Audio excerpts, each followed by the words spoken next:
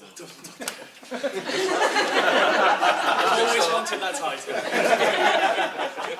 Good afternoon, Dr. Paul. My name's Kirk. I am here as principal and... Hello, my name's Daniel Arnold. I'm here as the head of finance. Hello, I'm Viv and I'm head of strategy. Hello, I'm Wendy Slade and I'm head of student services. And we are here to show you how we will turn this college around, looking for a balance of risk-taking, learner focus, of course, but along with strong focus on financial robustness and quality assurance. Between the team that we have up here today, we have nearly 50 years of experience in FE and OLAS provision, and we believe that that experience gives us the skills, gives us the vision, gives us the ability to take calculated risks to help take this failing college forward and drive the standards up. We identified failure, and from this failure we put quality processes into place to make sure they become outstanding.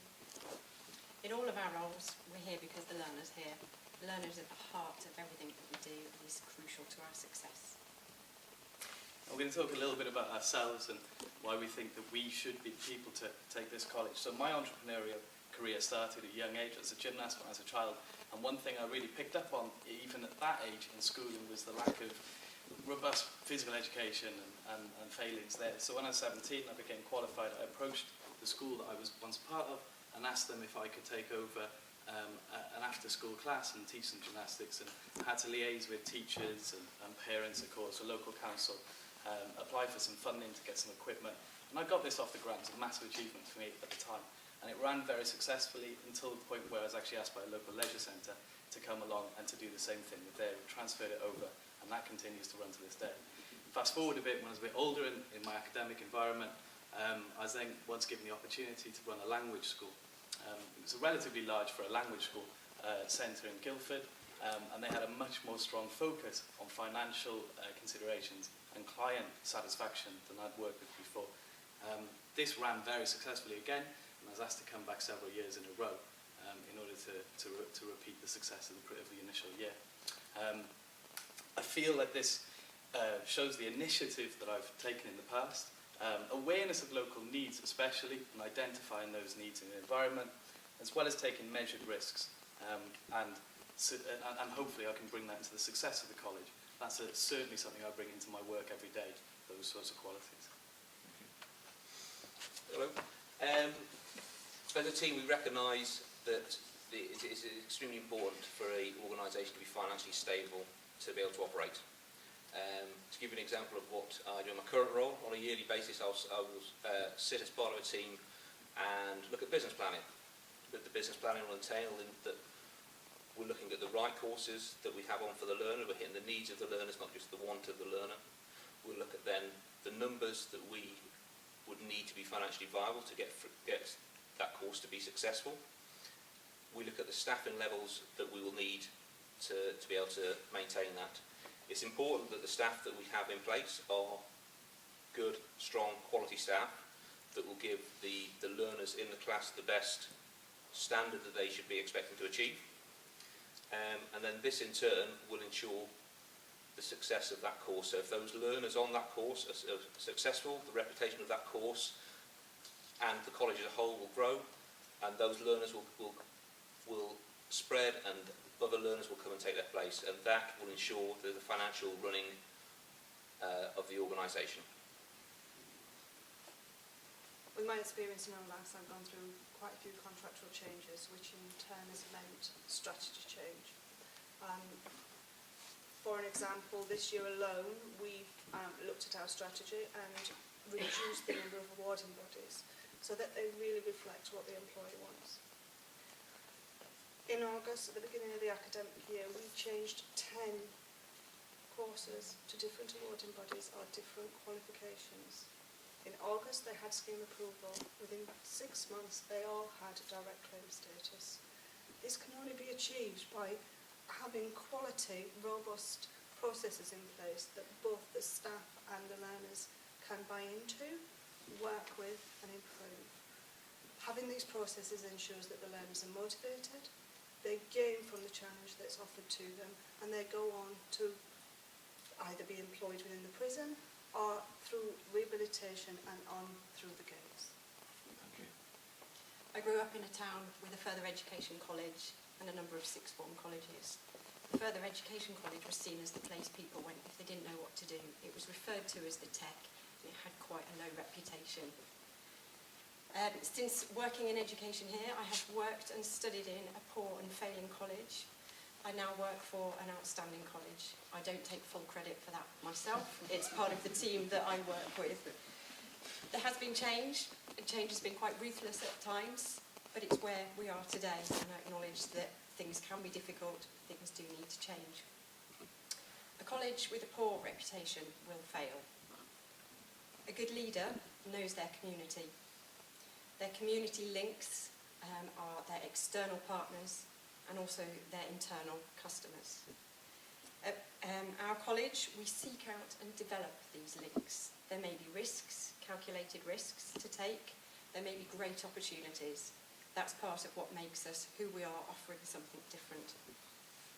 With our external links, we have a school liaison programme. We go out to schools. We tell people, right down to primary level, what they can achieve when they are older, what opportunities are there to them. We are aware of our competition. We know what they offer, what fails for them and what works well for them, and what we can work in partnership with other providers.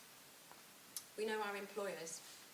We see what they need of a community, and we see what we can offer training-wise, and what we can offer work experience-wise and apprenticeships working with them.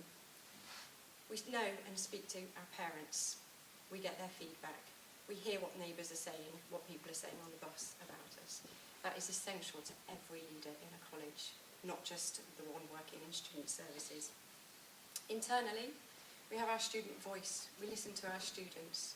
We put forums, formal and informal situations where they can feed back to us on what works and what doesn't work. We have our alumni, our students that have left, that come back, show us what career they're in and where people can go next. And we have our heads of faculty. Our own head of faculty couldn't make it today, but we work across the team with our heads of faculty to see what courses are working. Part of this success is acknowledging the needs and matching our service to meet these needs and what we offer. So courses, we could offer courses that everybody wants, but if that isn't financially viable, courses are going to have to be cut in areas. We want to offer more than courses. As I say, going back to my first example, a college was a place you went if you didn't know what to do. You got a qualification, you came out at the other end if you were successful. We offer an environment that offers opportunities to grow, to experience new things and to enhance everything about being a student in a college. You don't just come out with a qualification, you come out of a community where you know where to go to help. We used to be in a poor college with closed doors. We had open door policies, we now have open plan. Students and staff know where to refer people. In my role, customer facing, front desk, I meet students, I hear what they're saying, and I know where to refer them if they need further advice and guidance. Ultimately, we're a team with wide range of skills, very different ideas, and who are able to challenge each other to find the best solutions for the problems that we face.